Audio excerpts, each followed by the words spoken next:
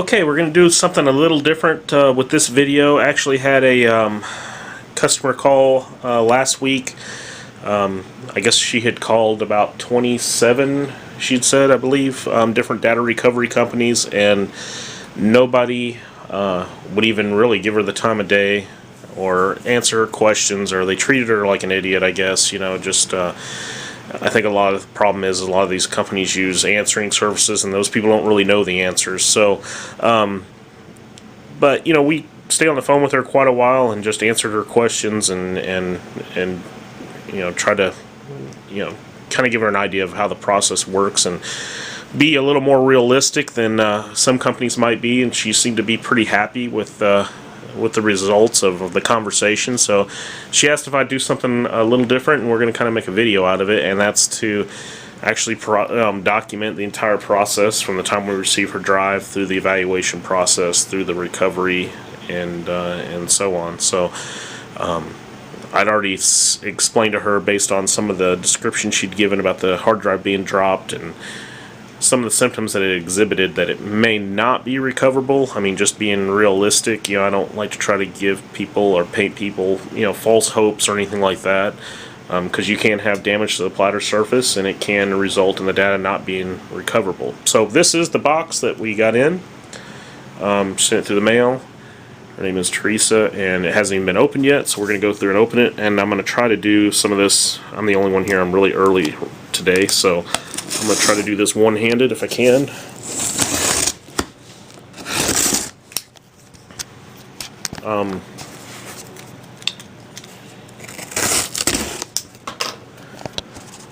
So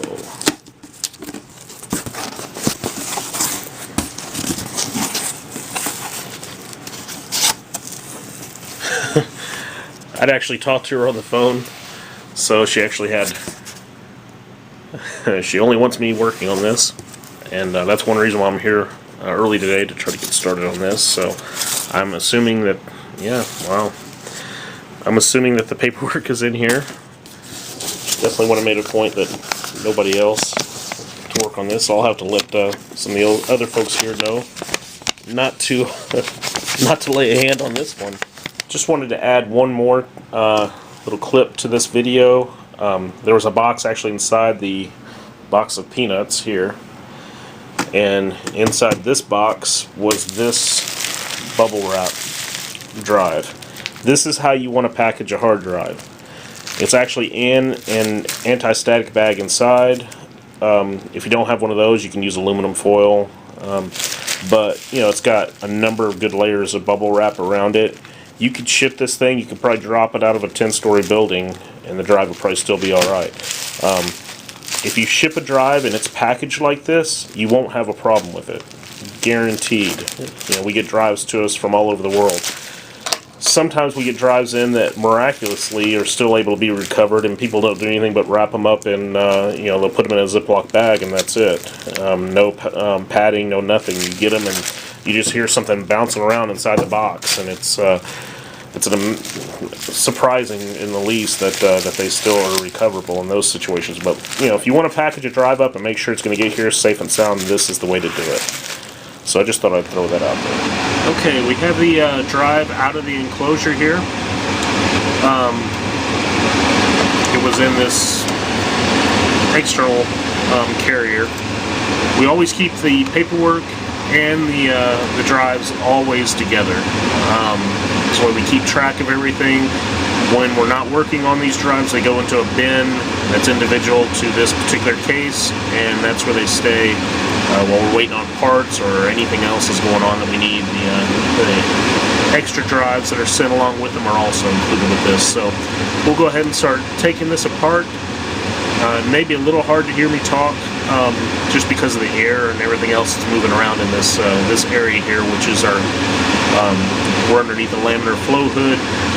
Purifies the air and keeps all the dust and everything else out of the air. It has a positive airflow that keeps any dust contaminants from getting inside the hard drive. So yeah, we'll go ahead and get started. Before I ever power these drives up, we always will open them up in situations where we suspect a physical problem. If for some reason the heads are seized to the platter, and you try to power that up, and let's say for some reason it has enough power to go through and spin up at that point in time, it may end up scoring the platters. So you're always better off starting off just opening the drive and taking a look at it and seeing what you have to begin with. And that's what we're going to do.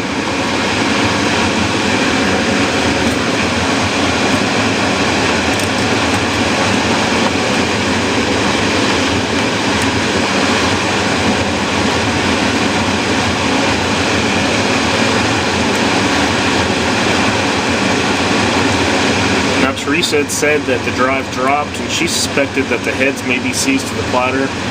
That's very likely. We see that a lot, but based on the symptoms that she gave, she said the drive made a chirping sound when she turned it on. A lot of times with these drives, Seagates in particular, that's pretty indicative of a head problem. So it may have, when it dropped, damaged the heads, and then from there, the head may actually be trying to read, but it can't, so it emits that chirping sound. It almost sounds like a little cricket inside there. But we couldn't really determine it over the phone if that was indeed the case or not, so like I said, better to be safe than sorry. You just, once you get the screws out, you just have to go through and just pry along the edge a little bit sometimes. They have a pretty good seal on these, so.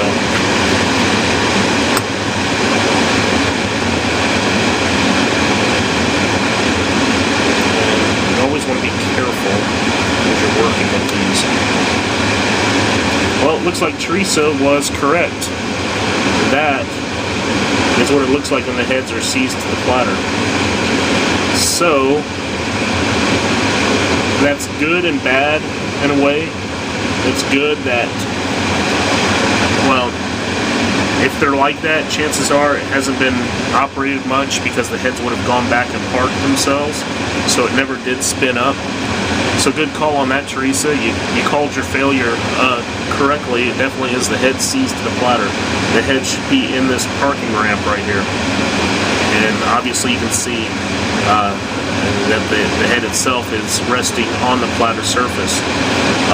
Also too, this is a blank. There's no head. There's nothing that reads the top platter surface. So this really doesn't tell us a whole lot. We can kind of go in between and try to read and look inside the platters. It's hard to do this on camera because when I do this I'll have gloves on and everything else. But we can try to go in there with a scope and try to look and see if we see any damage to the platter surface or anything like that. That's not something I'm going to be able to video.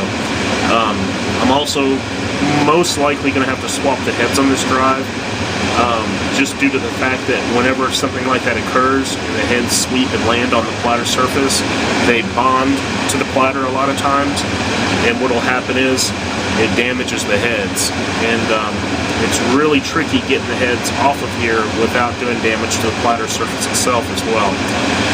Those aspects I'm not going to video either, not because I don't want to, you know, show them, but in a way I don't want to show them, because the way that we do this is a little different, I think, than some other companies do.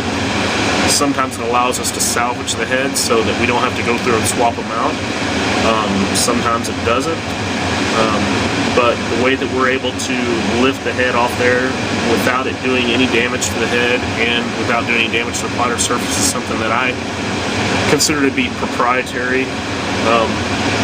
You know, and it's not a big deal, but it's not something it's something that we spent countless time, hours, days even, you know, trying to come up with a way so that we preserve the head if we can, because sometimes the heads aren't damaged in situations like this. Preserve the head if we can, and also prevent any further damage to the platter surface. So I'm going to take a little bit of break in the video. I'm going to start the process that I need to start here, and then we'll go from there.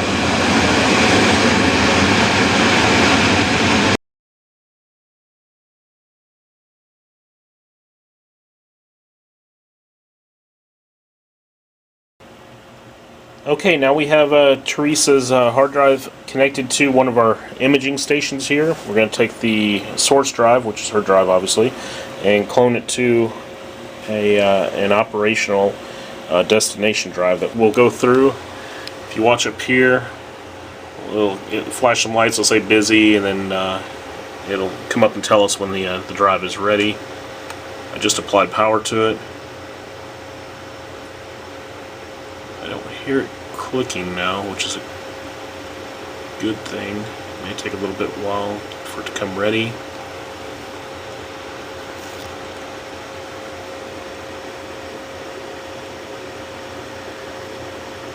Yeah, the heads are just barely ticking a little bit. It did come ready, but let's see if it registers it. It's trying to. No. There may be some damage to that bottom platter where the heads landed. And I'm trying to listen with my... hold the camera and listen up against the drive too as well. I'm just going to go through and power it down and back up one more time. And if this doesn't work, then we may end up having to do another head swap on it. And that's fine. We'll go through and do another one. We'll do 2, 3 of them if we need to, just to determine what the for sure whether or not it's going to be recoverable. And like I said, when you have drives that have been dropped, it's really like a flip of the coin, because it doesn't take much to damage the platter surface, and if you damage it in an area where it's critical that it reads, such as where the system area data is stored, then there's not really a whole lot that can be done in a case like this. So I'm going to try it one more time, because it did register as ready, but I think it might have been...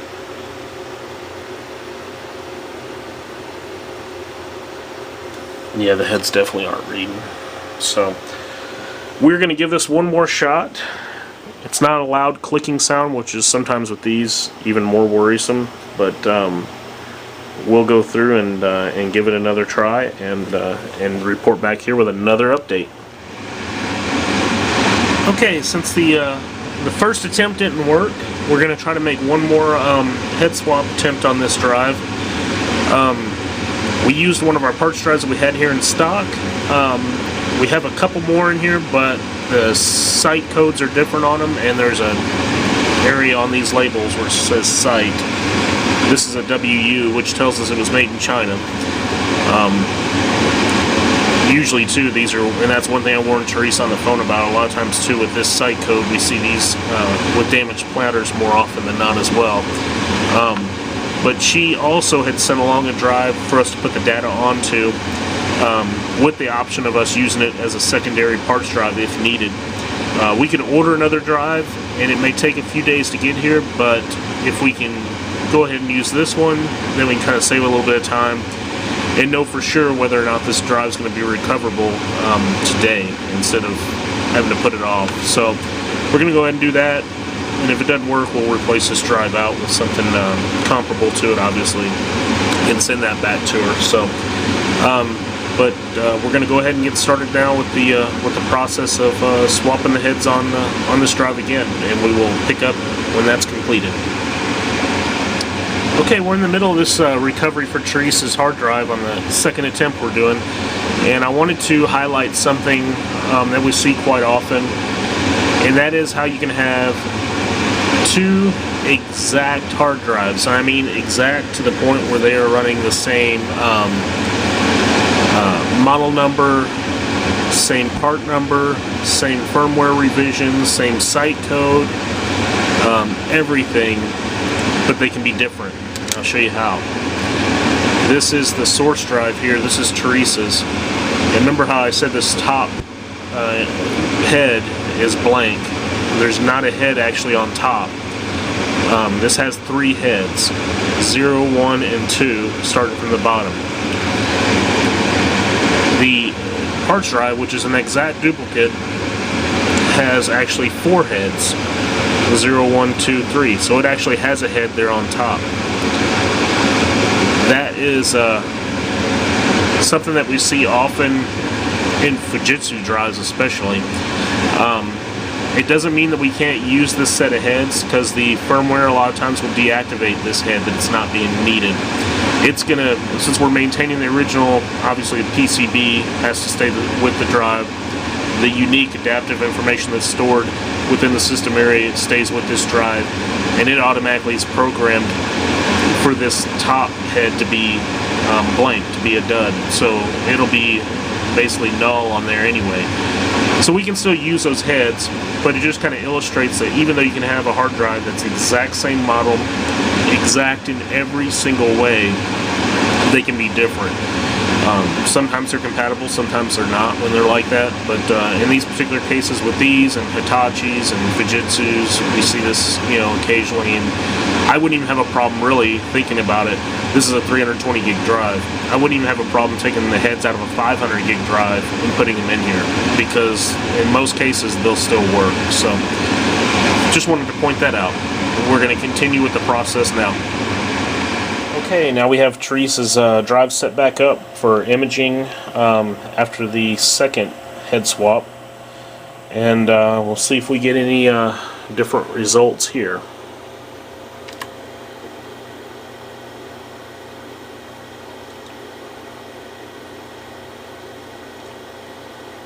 Now the drive is still doing the same thing. You just barely hear it trying to calibrate and try to read, but it's just not doing it.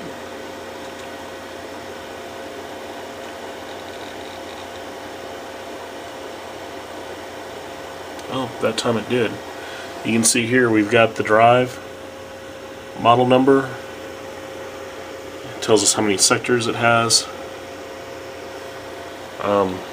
That's a good sign, but man, that drive doesn't sound good. So right now I'm going to do a couple of configurations on this, and we're going to try to see if we can at least generate a bitmap on this. Right now it's going to go through and load the LBA map. Okay, it found a partition. We're going to select all files in that partition, and came up with a bitmap failure. It may have had an issue reading some of the other data there. I'm going to try it one more time. What this is doing is generating what they call a bitmap. It's the layout of how the data is on the drive, so you don't necessarily have to image all of the sectors of a partition or all the sectors of a hard drive. Clear this, I think. You can go through and then at that point just image, let's say, the critical files. If you just had files that were, you know, most critical in the documents, and, you know, my documents or something like that, you could just select the sectors that were part of that area of the drive.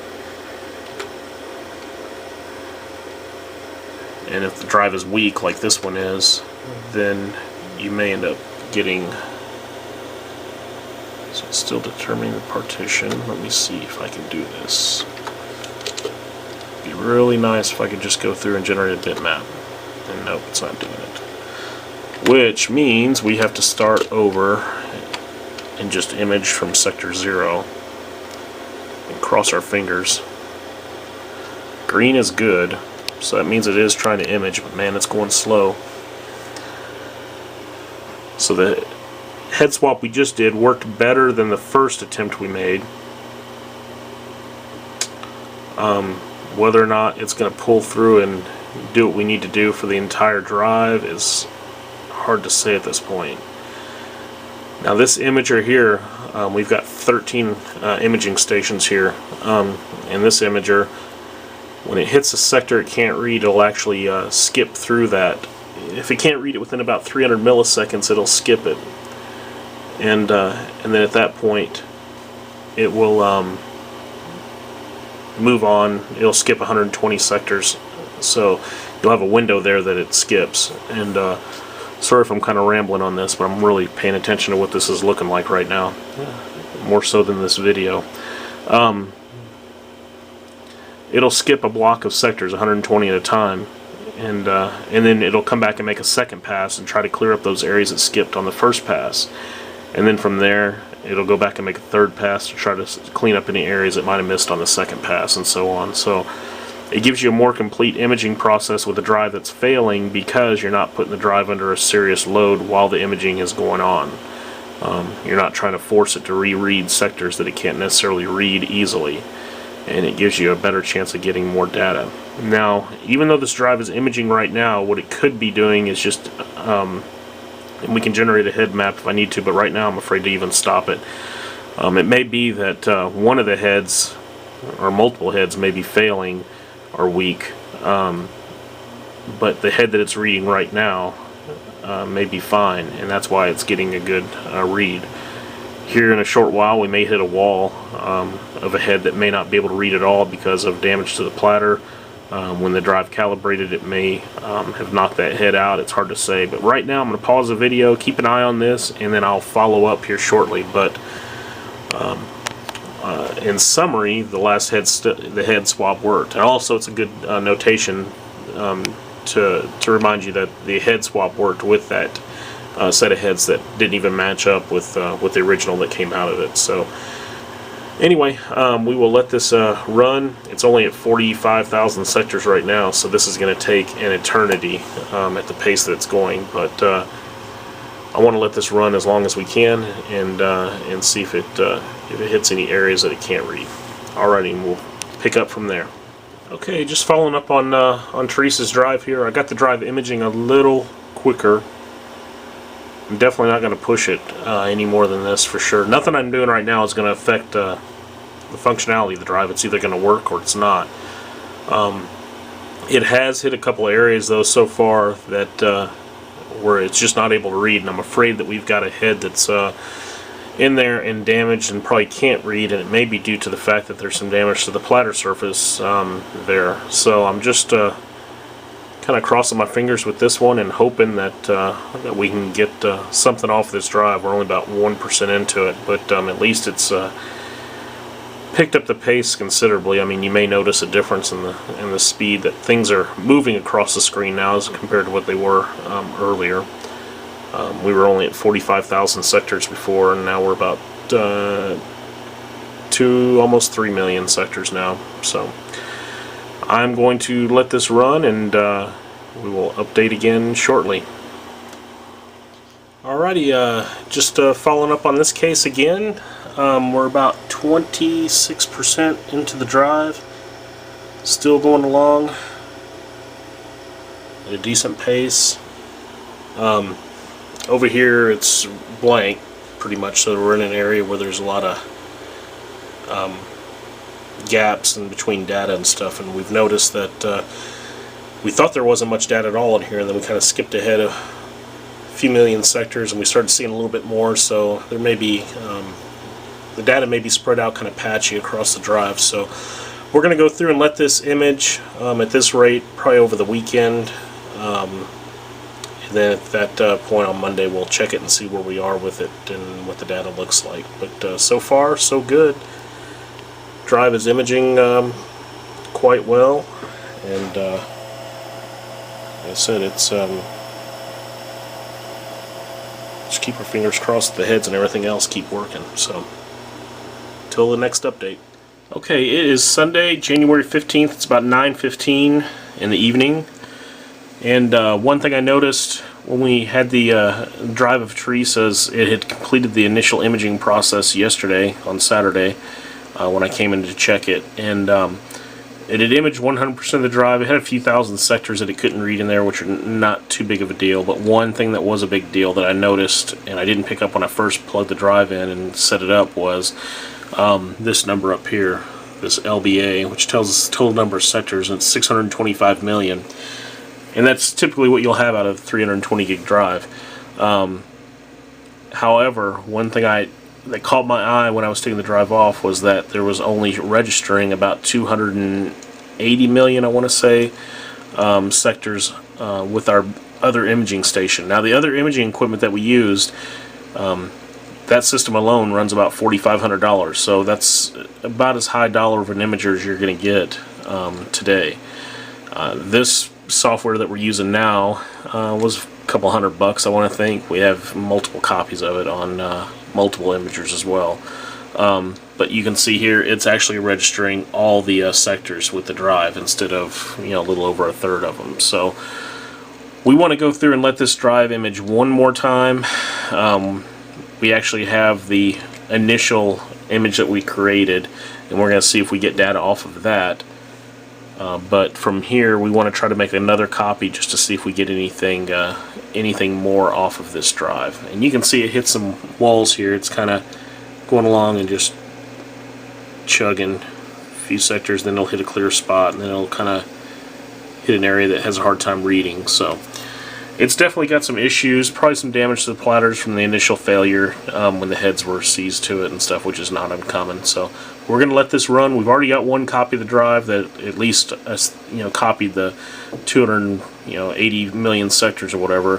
What I'm worried about though is maybe there was an issue with the head mapping in there, that for some reason something in the system area might have got corrupted or something like that. So right now, since this is registering the full size of the drive based on the number of sectors, I'm going to go ahead and let this run completely.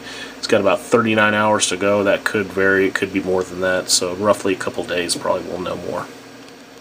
Alrighty, now it is Monday, January 16th. I was in here last night working on Teresa's job, just following up with it, and like I explained, we had some issues with the data not, or the drive not showing up properly in our really high-end imaging system for whatever reason. It doesn't happen very often that thing can't do the job, but for some reason I even did it again this morning just to double check. But yeah, no matter what we do, that drive's only registering 201 million sectors, as opposed to the 625 million sectors that it actually has. So it's going to throw all the data off that we would image off that drive. So I've kind of discarded that initial image we created. I've gone through and scanned the drive that we'd imaged to just to see if there's anything on there of use, and it's really just a bunch of garbage. So to be honest with you, and I'm not afraid to admit it, I'm not really for sure what exactly happened that would have caused that type of problem in there, especially since the drive registers perfectly on this system here without any problems whatsoever. What I may try to do, well, no, that doesn't even make sense either. I was going to say the one thing, we use these adapters here sometimes whenever we're connecting to an IDE type cable, and I was thinking, well, maybe we could try a different adapter, but I'm using the same adapter on this imager as I was on the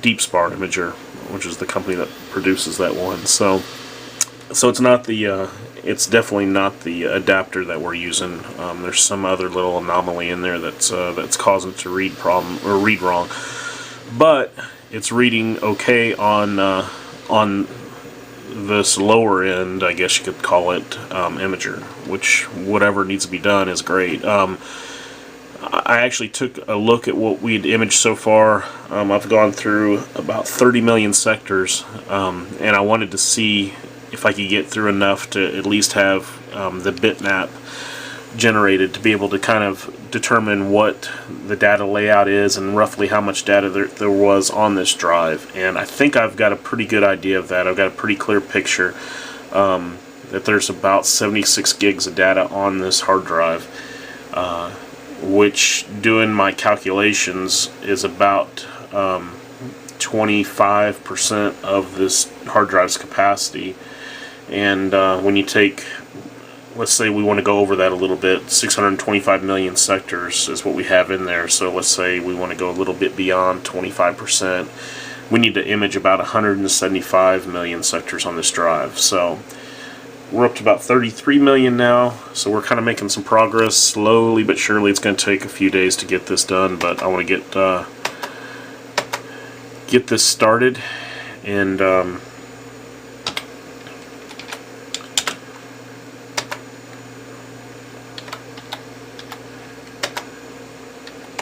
And right now I'm just setting it up to kind of pick up where I left off. This imaging process is kind of a pain compared to others in that I have to do a lot of this stuff manually.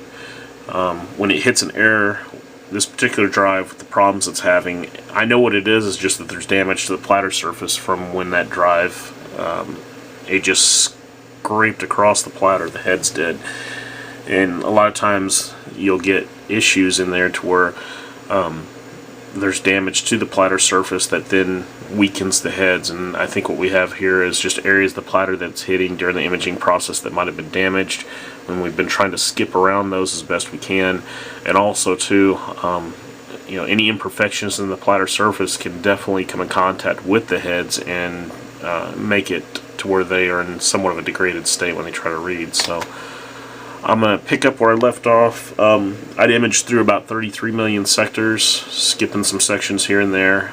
So I'm going to skip to about 35 million now, which is what I just typed in there, and pick it up from there. And you can see it's imaging again. And this is the vigil that it takes. Just watching these, and then also being here to kind of babysit this thing so that when it hits an area it can't read very well, it's not sitting there struggling trying to do it and then further damaging the head. So that's where we're at now. We're at 35 million sectors. I need to go to 175 million, and as you can see, it stops every now and then. It'll hit a little area and kind of hiccup. So that's why it's going to take so long. And I will pick up probably when I get closer to the end of this process. And that may be a few days. Alrighty. Okay, I think we're in day 3, 4, whatever, with Teresa's drive here. And I'm actually going through now and making our second passes to try to clean up the sectors that we missed. In the other part of the videos, you could see where we were hitting areas that were unreadable, and I was stopping, and then you know, I would skip, you know, a few 100,000 sectors or so, and then try to get to another point where I could read more. So now what I'm doing is going back and hitting the areas that were hard to image at first, and you can actually hear the drive. That little squealing sound is where the drive is trying to read. And so now is where you really start kind of trying to push it hard to try to read those areas that it couldn't read before. We've got probably, I would say safely, about 60% of the drive imaged at this point. Maybe even more than that. But we're just going to go through now. And it's going to be a little painful with this to try to push it through some of these areas, and then we'll go through and just try to focus on the sections that we couldn't read the first time. So this is where it's going to be really time consuming and take a lot of time, because you can see, you know, it hits those areas, it goes slow, and then, you know, it kind of breaks through and can read again. And this is really pretty typical of a lot of recovery work we get in. So sometimes they take, you know, on average 5 to 10 business days. Sometimes it can take longer than that. We expedite work as well, where people needed the work, you know, their data like yesterday, and we work on those weekends, evenings, holidays, whatever, until they're done. But it doesn't necessarily guarantee you a time of completion, because obviously situations like this, there is nothing we can do to speed this up. I mean, absolutely nothing. We can only go as fast as the drive will physically allow us to go, and so that's where we are. Another update. It is late in the afternoon on Wednesday, and so it's going to take all through the rest of this week, and probably into the first part of next week to really get this thing cleaned up and see what the data looks like and see how much of it we still need to go through and do. So I'll probably follow up again later on. Alrighty, thanks. Okay, so I have Teresa's drive running again on our big imager here. It is January 29th, Monday, and I did a few changes to the configuration of this particular system here that we are going to try to use for this. I actually reverted it back to an older version of this of the software that controls this imaging station. I also went through over the weekend, put another set of heads in this drive because I just was not happy with the way it was reacting. It's still kind of doing the same thing, but I think those heads were starting to get a little tired. So, we have a fresh set of heads in here now. We have this imager working the way it should. This will give us a much cleaner and more complete imaging than the other one ever would. And it's not so much of a manual process, so you don't overlook anything. We were getting pretty close to being done on that, but we had tons of gaps we were coming into. I just went through and built the bitmap and stuff for this particular drive. So it tells me down here how many sectors are selected, the total size of the partition, the amount of data that's on that partition is 76 gigs. So the way that this system works is then it'll actually only select to image those drives, those sectors that actually contain data. And so what I'm going to do is, since it just got done building that bitmap, I'm going to go through and have it restart from 0, sector 0.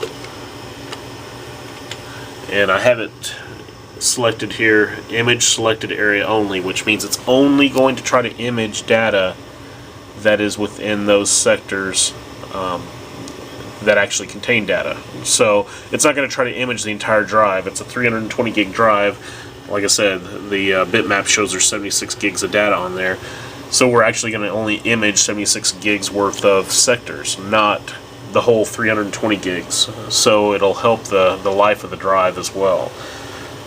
And we will get started on that. And now what it'll do is go through the first pass. You can see it kind of blasting through this gray area. Those are sectors that don't contain any data. So it's completely ignoring them at this point. And here as it moves down, you can see how fast it's actually going through. And this is just areas right now that do not contain any data associated with that partition.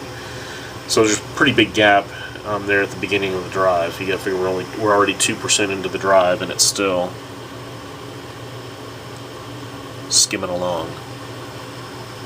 3%. And it has the master file table and everything stored in it, so it knows where the sectors begin that start the location of the data, the storage of the data on the drive.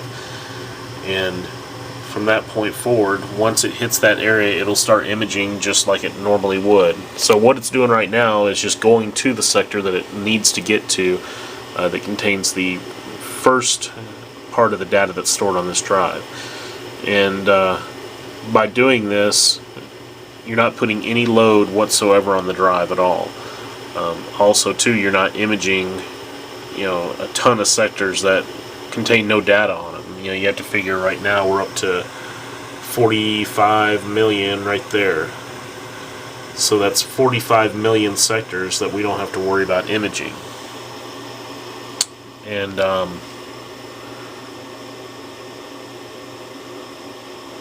so it's going to go through and do its thing, and it should hit an area here with some data pretty quick, because we're about 8% in. And you can see how fast it just kind of skims along there. And once this is moving along, then it'll go through and image everything that she has stored on this drive, and then from there we will have a more complete recovery with the data intact. So I will follow up with that here shortly. Okay, and here we are again. We're about 12% into the drive, and it just now started hitting some data. So now you can see that it's just imaging the sectors that contain the data, and that's how it's going to move along now. It's going to go fairly slow. I may change the configuration a little bit on this just to kind of skim through this again, because I actually have it utilizing some of the elements that it would use on the third pass of the drive. You can see also too, it tells us a little bit about what is imaging. So right now it's working actually on a PDF file. You can see the file name here, the directory that it's located. So these are the sectors associated with that PDF file. And it'll move along, and at a slow pace at this point, but at least it's working, and it actually seems to be a little cleaner now than it did the first attempt. So it may take us another week or so to get this done, but the point is getting it done And like I said, going back to another part of this video is the fact that there's no way we can guarantee the speed of a recovery. Most recoveries take about 5 to 10 business days on average. If they're expedited, sometimes we can get them done within 24 hours. But it depends on the condition of the drive. A situation like this, there's no way you're getting it done in 24 hours, or even probably 36 or 48 hours, to be honest with you. So in situations like that, we work on 24 hours a day almost. So whether they're expedited, but normal process, normal business hours here, on a typical job, you're looking at about 5 to 10 business days. So we're going to let this run and follow up with it once we get closer to being completed, and hopefully everything goes well. We're just going through and cleaning up the last few remaining sectors on Teresa's drive here that were unreadable on the first 3 passes, and some of these may still be unreadable, but there's not a whole lot of them. There's a few thousand on here, and anything we can get now is just kind of extra as far as data is concerned, and some sectors being unreadable may not even affect the actual file integrity itself. It just depends on the file type and things like that. But for the most part, though, I think we have a really good recovery here. I think everything worked out extremely well with it. It's been quite a bit of work into it, but we'll just see how it goes, and I'll do the final video here soon. Okay, we've got Teresa's drive completely recovered. Everything looks good. We don't really get into looking at people's data per se. We just don't have the time to do that. I've just gone through and actually just verified a few files just to make sure they look good, and everything looks so clean on the imaging process when it was done that it's not even an issue. But these are, I'm not going to get into any of the personal data here, obviously, but these are all the directories there that were on there originally. I will open up this Seagate directory just to show you, because it was actually a Seagate drive we were recovering, external drive. So you can see everything here, images open, and it's the same throughout any of the additional directories that are on there as well. So this recovery is a success.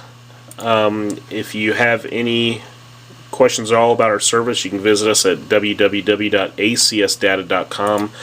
Our phone number is 1-800-717-8974. Should this drive have not been recoverable for some reason, there wouldn't have been a charge for the attempt even after all this work that we'd put into it. So that's how we work here. We don't charge anything for the evaluation process, and we don't charge anything for the attempt, as long as the hard drive hadn't already been opened by somebody. So that's it. That's a full recovery you just witnessed from start to finish, and everything that we had to deal with to try to make it happen. So thanks for watching. Appreciate it. And again, if you have any questions, feel free to give us a call, 1-800-717-8974, or visit our website at www.acsdata.com. Thanks, and have a great day.